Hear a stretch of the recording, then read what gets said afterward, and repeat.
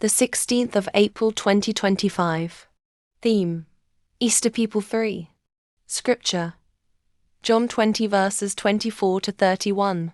Luke 16 verses 27 to 31. Romans 10 verse 17 and Hebrews 10 verse 25. Message: Thomas, I've seen enough. The truth is that these days it's easier than ever to be a skeptic. Why are we so skeptical? It's because we have access to more information than anybody has ever had. It's true that at times we've been deceived. What do they say? Once beaten, twice shy. It is natural for doubt to rise in all of our hearts. In all of us, there is a little bit of skepticism, which is appropriate to begin our conversation about Thomas, who is told by his friends that Jesus has risen from the dead, and famously doubted that it was true. Thomas doubted, but we want to pick our way through his journey, and we want to do so in a way that, hopefully, will show every single one of us this truth. There is hope for the skeptic. Absence plus unbelief. Thomas's journey in this text starts with these two things: absence and unbelief. The text tells us clearly that the 10 gathered on Sunday, and Thomas was not present.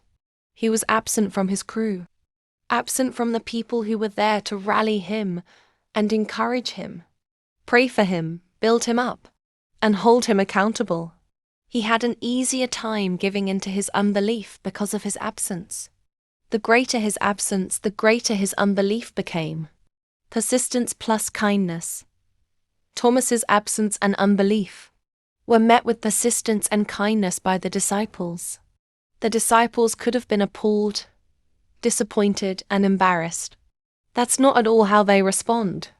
The Greek suggests that they didn't give up on him. Jesus speaks kindness to the skeptic. I'm with you.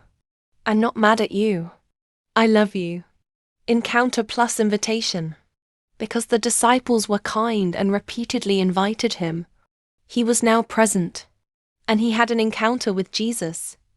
It seems Thomas had completely changed his tune because he's now seen the Lord who encountered and who was now inviting him to touch his wounds and believe. Declaration plus demonstration. It's been said that when Thomas said, "My Lord," he was putting Jesus on the throne of his heart. And when he said, "My God," he was recognizing that Jesus is on the throne of the entire universe. Not the Lord and the God, but my Lord and my God. That's a declaration. The demonstration would happen later. Church history tells us that Thomas went forth from this room a changed man. For the rest of his life, he would demonstrate that he was under the rule of Jesus as King. Thomas's story tells us that we're not limited by where we started, that we can experience great breakthroughs even after our biggest failure.